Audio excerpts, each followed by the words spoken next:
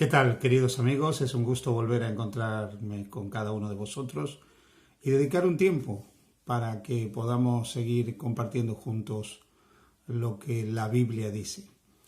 Este maravilloso libro nos ayuda a prepararnos para la venida de Jesús. Y estamos todavía en el mensaje del segundo ángel explicando lo que es el vino de Babilonia. Hoy quiero llevar vuestra atención a otro aspecto de este tema.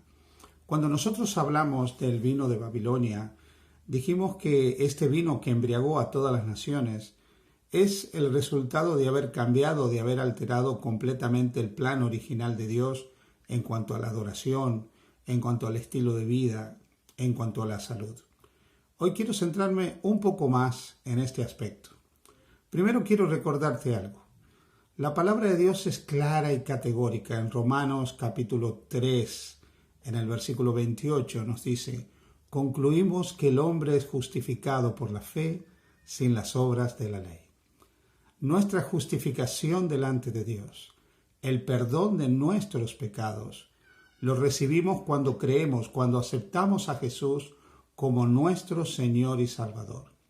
Ninguna obra que se produzca en el ser humano, aun que sean obras realizadas en nosotros por medio del Espíritu Santo, tiene algún poder para que nosotros seamos declarados justos, seamos vistos como santos, buenos o con derecho al cielo. Ninguna obra que se produzca en nosotros nos trae el perdón. Pero el cristiano vive con un objetivo, con un propósito: la gloria de Dios.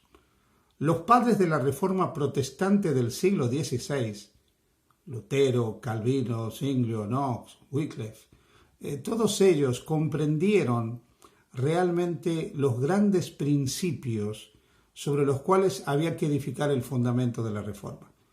Que la Biblia era la única palabra de Dios y que por lo tanto sola Escritura era el camino para comprender la voluntad de Dios, que la salvación era solo por gracia, solo por Cristo y solo por fe, y que ese creyente que fundamentaba su vida en la sola Escritura y su salvación en la gracia de Dios en Cristo, a la cual se aferraba por la fe, vivía para el soli Deo gloria, solo para la gloria de Dios. Así que la vida del creyente tiene un propósito. El propósito es la gloria de Dios. Por eso leímos en un tema anterior, 1 Corintios capítulo 10, versículo 31, donde nos dice: ya sea que comáis o bebáis o hagáis cualquier otra cosa, hacedlo para la gloria de Dios. Sabes, en el año 1840, un médico llamado Isaac Semmelweis fue enviado a trabajar en el departamento de obstetricia del hospital más importante de la ciudad de Viena. Él observó que los médicos, cuando diseccionaban los cadáveres y daban sus clases de disección a los alumnos de la Facultad de Medicina de ese hospital, luego solían ir a revisar a las mujeres que habían dado a luz. Descubrió que la tasa de mortalidad de esas mujeres era altísima. Intuitivamente relacionó esto con algo que ellos transportaban en sus manos. Recordad que para 1840 las leyes microbianas de Pasteur todavía no estaban desarrolladas.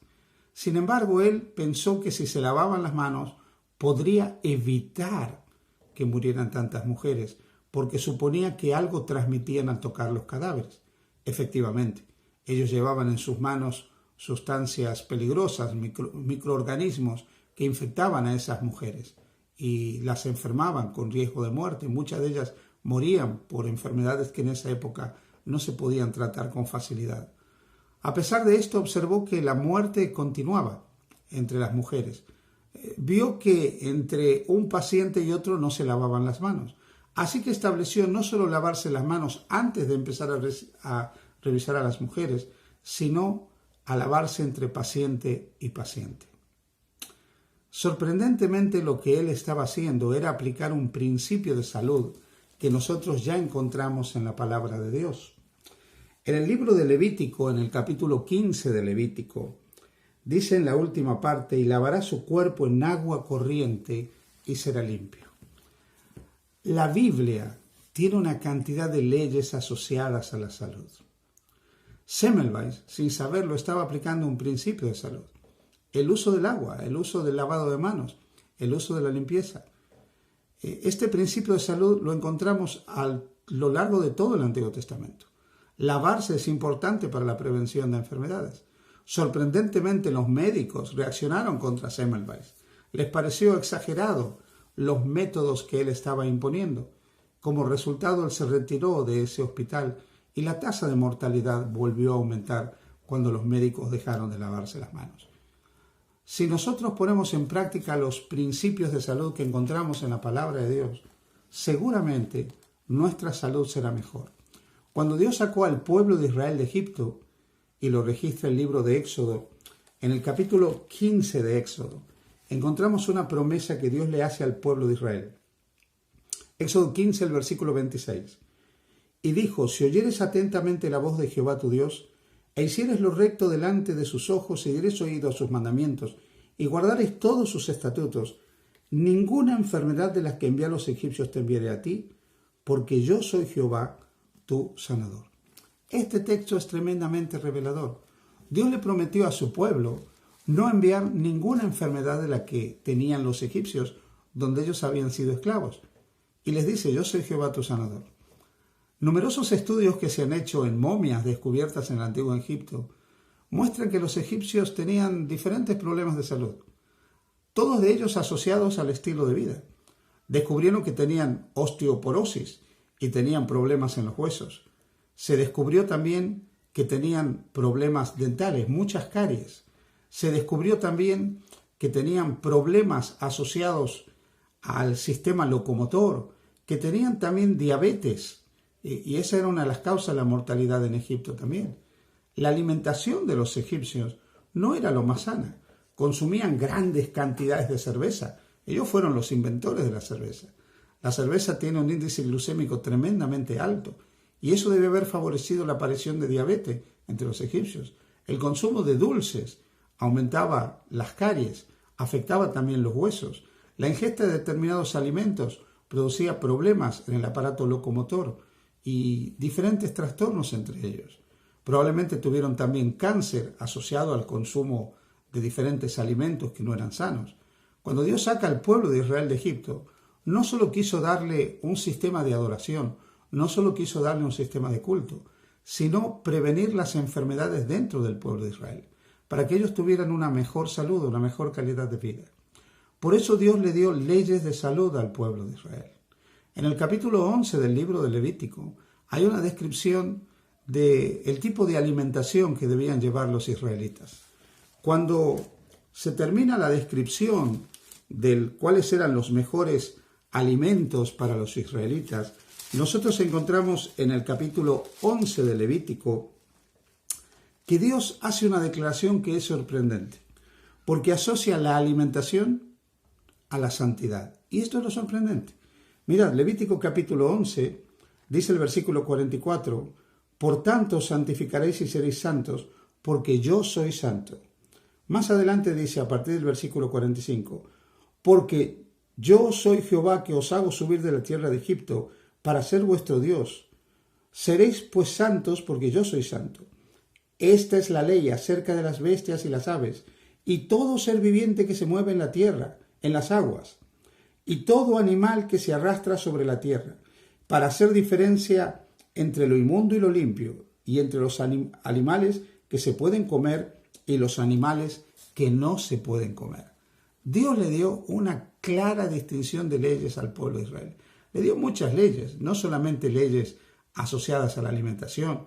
Les habló de leyes que tenían que ver con el lavado para prevenir las enfermedades.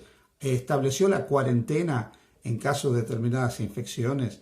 Estableció incluso el uso de los residuos y los desechos humanos, cómo debían ser tratados para no contaminar. Habló del cuidado de la salud de diferentes maneras. ¿Por qué? Porque Dios quería darle una buena salud a su pueblo. Quería prevenir entre ellos enfermedades que eran comunes entre las naciones que los rodeaban. No significaba esto que no existía la posibilidad de que las tuvieran, pero seguramente la probabilidad se reducía drásticamente. Ese es el propósito de las leyes de salud que Dios ha establecido en su palabra, que la posibilidad de la aparición de enfermedades se reduzca. Estadísticamente, cuando nosotros ponemos en práctica la alimentación que la Biblia establece, el estilo de vida que la Biblia establece, las probabilidades de determinadas enfermedades se reducen drásticamente. Cuando nosotros vamos al libro de Génesis, en el capítulo 1 del libro de Génesis, cuando Dios habla de la creación del ser humano, descubrimos en el versículo 29 algo que es sorprendente. Y dijo Dios: He aquí os he dado toda planta que da semilla que está sobre la tierra, y todo árbol en que hay fruto y que da semilla os será para comer. Dios creó al hombre no para nutrirse de la carne de animales, sino para comer de los frutos de la tierra. Hoy la ciencia muestra que una alimentación basada en frutas, verduras, cereales, legumbres, es la mejor alimentación que los seres humanos pueden llevar. No obstante, la Biblia contemplaba para el pueblo de Israel, desde los días posteriores al diluvio, incluso para la humanidad, que si comían algún tipo de carne, debía ser haciendo una distinción entre lo que se llamaba lo limpio y lo inmundo.